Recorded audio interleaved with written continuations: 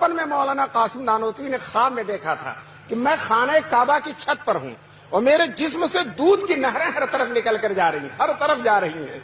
दोस्तों, किसी आरिफे कामिल ने इस ख्वाब की ताबीर बतलाई थी कि ये बच्चा बड़ा होकर हुजूर पाक सल्लल्लाहु अलैहि वसल्लम के दीन की ऐसी खिदमत करेगा जिसका फैज दुनिया के गोशे गोशे में पहुंचेगा। दोस्तों, ये एक मदरसा है जो तारीख में इस मदरसे की मिसाल नहीं बन सकती।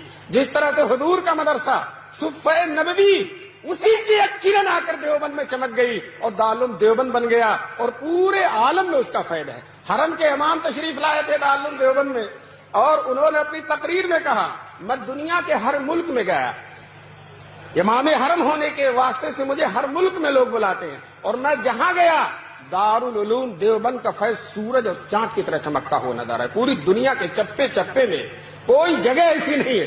अभी हम दारुल उलूम के बहुत बड़े